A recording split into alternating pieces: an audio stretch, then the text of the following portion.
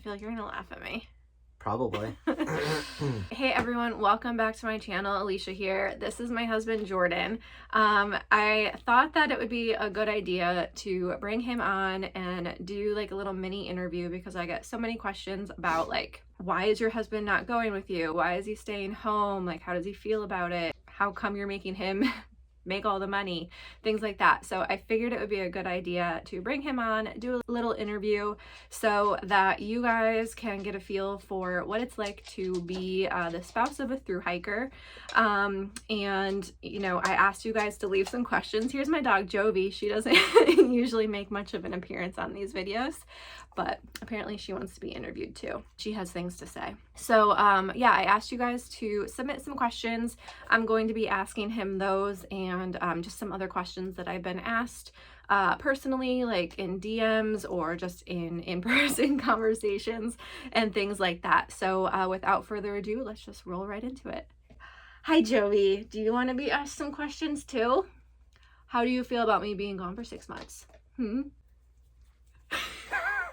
Joey, you're blocking. Look. Are you gonna move? You're just gonna so we can do the video. She's like, that's rude. Now that I'm crying. Why are you crying? I was laughing. Oh. All right, so question number 1, I'm gonna be reading from the phone here, is do you want to thru hike the AT someday or some other long distance trail? Just looking at you. What am I doing? It's gonna take all day. I definitely have an interest in doing some thru hiking, but I'm not sure that I'd like to do a trail as long as the Appalachian Trail or the PCT or the CDT. I have an interest in trails that are maybe shorter, like the Long Trail in Vermont, the Mid-State Trail here in Pennsylvania. It's a distance that is more intriguing to me. I would say I'd like to do the Appalachian Trail someday because I feel this connection to it, having grown up in Pennsylvania, and I do spend a lot of time on it now. I mostly trail run on it, but I just don't know that I'd like to commit that amount of time, 5-6 months, however it would take, but definitely have some level of interest. I'm just gonna throw out there, he did the Standing Stone Trail, sort of as a thru hike, but it was a trail run. He did it last year, it was, right? Yeah, last May. 2021.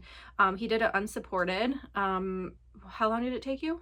Took me 31 hours. Yeah. So unsupported means I carried all of my own supplies, food, I filtered water along the way. I didn't receive any outside help. Didn't really see anybody the whole time. But that was 84 miles and just over 17,000 feet. So I'm interested in doing those sorts of trail running challenges, and I have something planned for next year that is a little bit longer and a little bit more of a challenge. Next question. Another one of my subscribers asked this question: how many times a day will you be checking my location? Well, I guess that depends how you have your Garmin InReach configured. If you're doing map share and it's continuously spitting out your location, I'll probably check it probably once an hour. In reality though, I'm going to be busy. I'm going to be working. I'm going to be doing stuff around the house. I'm going to be out running, spending time with our animals. I probably won't check it that frequently, but in the beginning, I most likely will be obsessively checking it. If you have the map share, if you don't, then I'm just at the,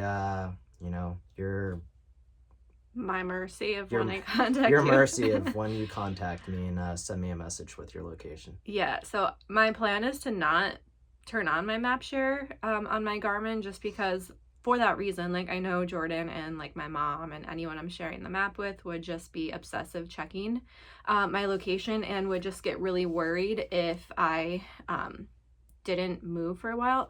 My eye is like so swollen. I've had allergies this morning, so please ignore my swollen eyeball. So yeah, I know that they would just be like obsessively checking my location and would worry about me if I wasn't moving for a little bit. So I'm probably not going to have my map share on my Garmin InReach. So yeah, you're gonna be at the mercy of my check-ins. All right, third question that I get a lot is, why aren't you going on the trail with me? Well, first of all, I wasn't invited to go on the trail with you. Actually, I'd really wasn't invited. That wasn't even consideration. No, we did talk about it, but just the logistics of it. Somebody needs to be back home, taking care of the house, taking care of the animals, taking care of normal life, and still bringing in money. As reasons I already mentioned, that I don't know if I'd like to commit to that amount of time personally. It just didn't make sense to even try and figure out how to make it work for both of us to go. We could obviously wait until we don't have animals, but you just keep waiting and waiting, and next thing you know, stuff doesn't ever actually happen. So Alicia definitely deserves doing this trail, having this journey, having this experience. So made sense for her to, just go on it and commit to it. All right, there you go.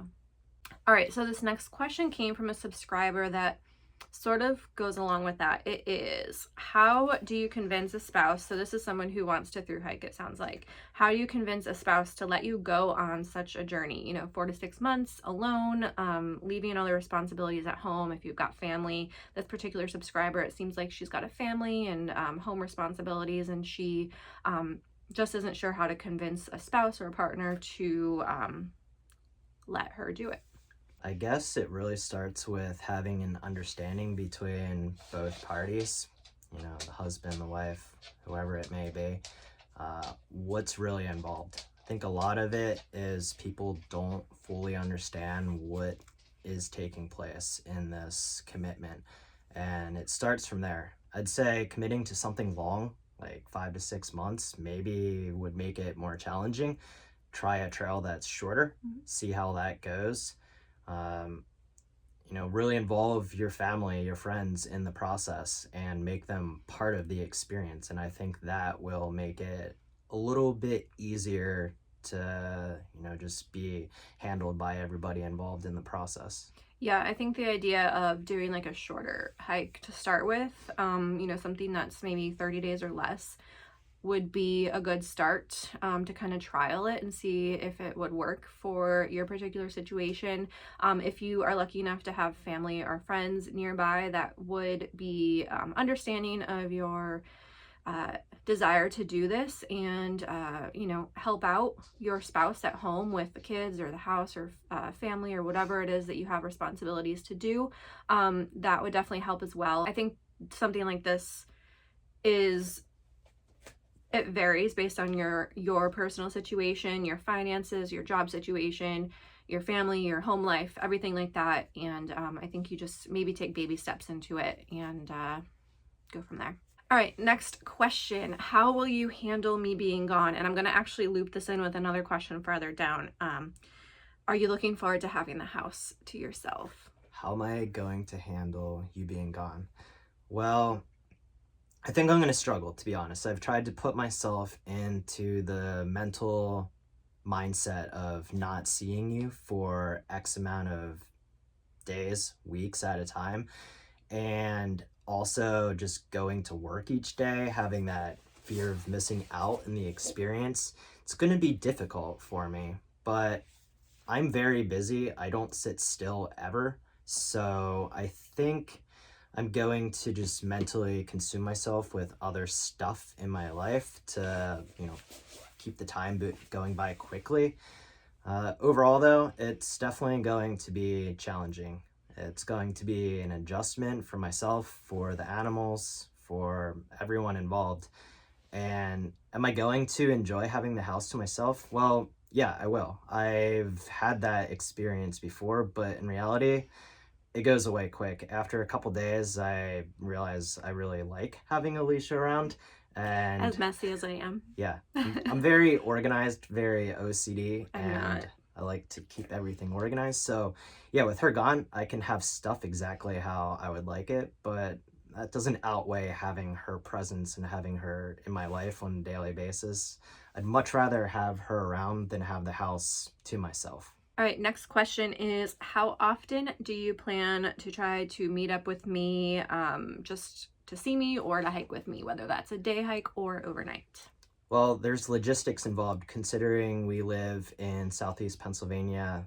Once you get closer to the trail, I'm going to try and meet up with you pretty frequently. If I can, figure out the logistics of somebody to watch the animals or, once you're really close, the Appalachian Trail is only 55 minutes away in multiple crossroads. So I can get up there even after work if I wanted to and try and link up with you somewhere on the trail. Once you get closer, Virginia, that's definitely day trip. Through New Jersey, New York, Connecticut, Massachusetts, that's all day trip stuff. So I can easily get up there, for a weekend and try and meet up with you and then try and get home for the animals. But there's a lot of logistics involved.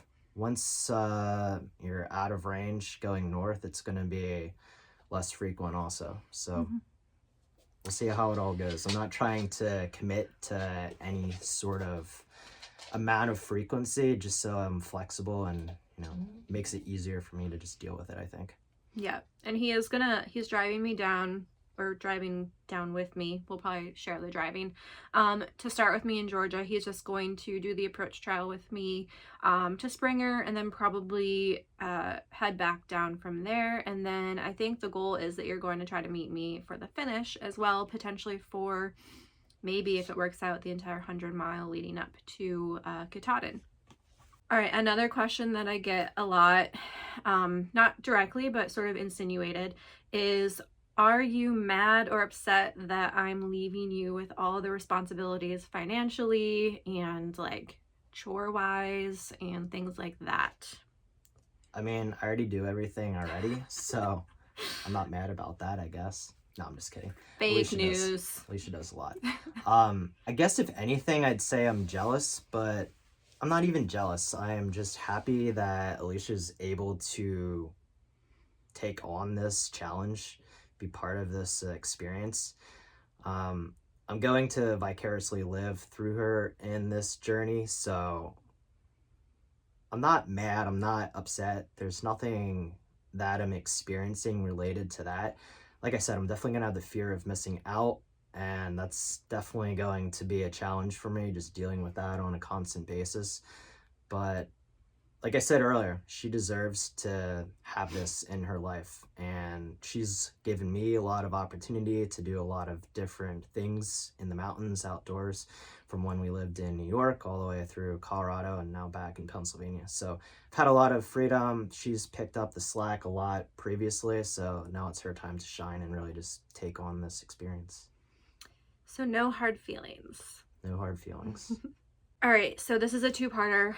Again, first question, what are your biggest fears for me or for you being home, whatever, with me going? And then what are you most excited for? My biggest fears are irrational fears. When I'm out trail riding by myself, I have this irrational fear of encountering some aggressive person to the point that it's constantly on my mind. And I know that that's irrational, and I constantly remind myself of that. But that's still something that I'm going to worry about because it's so embedded in my mind. There's way more likely threats out there, from injury to Lyme disease, from ticks to just getting sick on the trail. Those are higher probability risks, and that's really what I need to focus my mind on if I find it wandering to the irrational concerns. I'm really just excited for you to learn more about yourself, grow in this experience, and I'm really hoping that you gain a deeper level of appreciation for life and the outdoors in general. I know you often struggle with enjoying the outdoors in Pennsylvania because there's no drastic mountains, and I think I kind of grew up with that same problem. I needed to get out of here as soon as I could. I moved to upstate New York after college, and then after that we moved to Colorado, and it was all just not really taking the area for what it's worth, enjoying it for what it's worth. Pennsylvania really is awesome, at least from my perspective. There's so many great trails, and I can find the remoteness, the wilderness feel that I had in Colorado here. I can go out for 12 hours and not see a single person. So that's what's really important to me, and that's what I value being outdoors. And I hope that through this journey, Alicia can find that deep level of connection with Pennsylvania. All right, another sort of two-parter. I'm just gonna loop them into one. What do you think my biggest struggles will be, and do you think that I'm going to make it to Katahdin? Biggest struggles. Well, honestly, the number one struggle I think is going to be not having the dogs in your life for 3 months and then, another 3 months straight. That's going to be a huge challenge for you. Also, just looking at this task, big picture, that's a lot to mentally deal with. And I know we've talked about, breaking it down section by section of the trail, day by day, hour by hour, not focusing on the big picture. Otherwise, it just becomes mentally consuming and difficult to even comprehend how it's feasible. And it leads to stress. So honestly, I think the dogs are going to be the biggest challenge, and then just, the whole task as a whole. Do I think you're going to make it to Katahdin? I definitely think you have what it takes to make it to Katahdin. There's a lot of challenges that you're going to be presented with. There's a lot of things that could derail you from making it to Katahdin.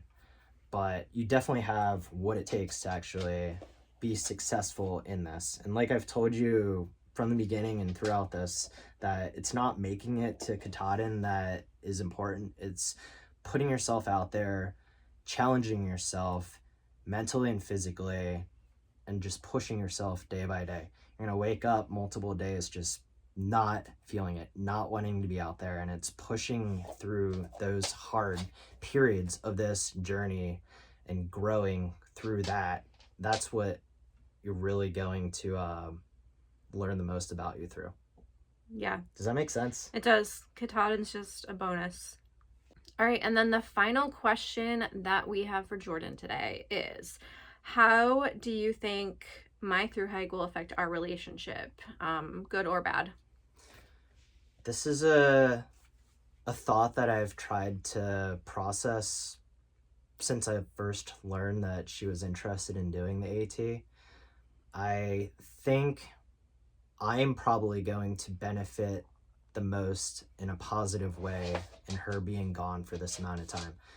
I struggle with taking Alicia for granted. I don't spend the amount of time with her on a routine basis as I really want to. I often distract myself with stuff that I think needs to be done around the house. I often go out for a whole day, weekends, for trail running objectives, and just don't always prioritize Alicia as much as she deserves to, have my attention and share time with me.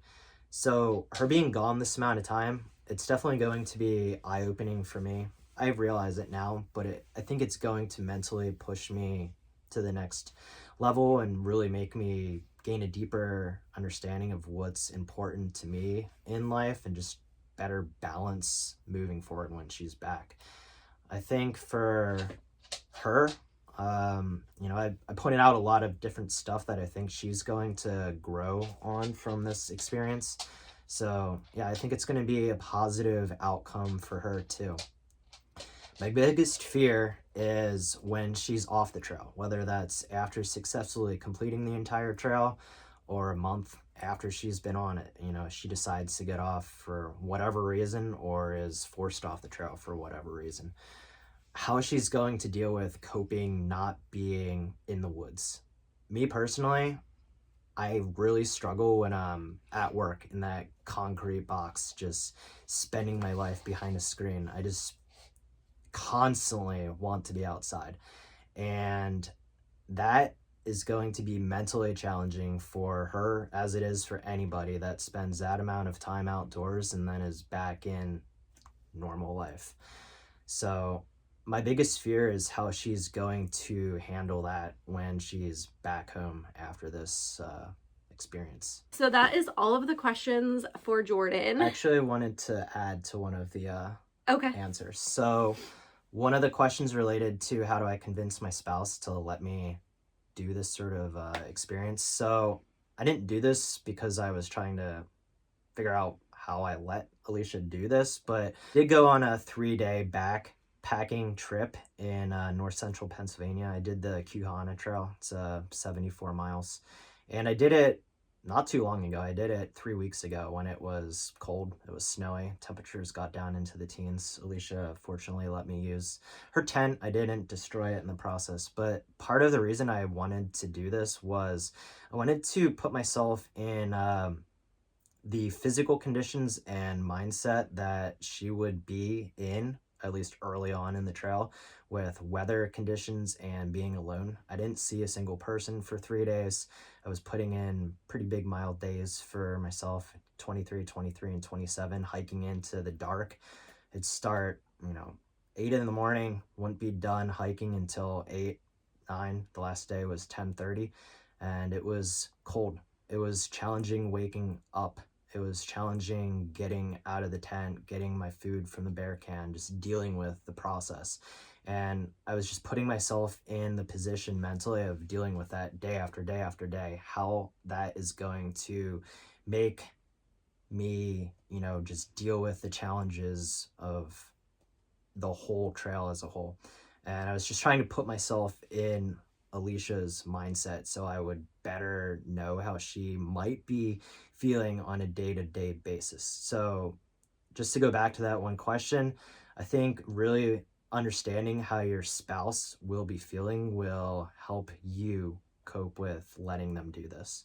Yeah, and I think that you doing it might give you sort of some perspective on, or your spouse doing it rather, might give them some perspective on potential benefits that you might reap from such an adventure. Anything else to add? No. Okay. So yeah, that's all the questions I have for Jordan. Of course, if you have anything that popped up that you thought of while you were watching this video, feel free to put them in the comments below, and I will ask Jordan for his input and respond to them there for you. Make sure you like the video if you enjoyed it, subscribe if you're not already, turn on those notifications so you get notification whenever there is a new video. Again, new videos every Sunday, so keep your eyes out for those, and thanks for watching. Bye.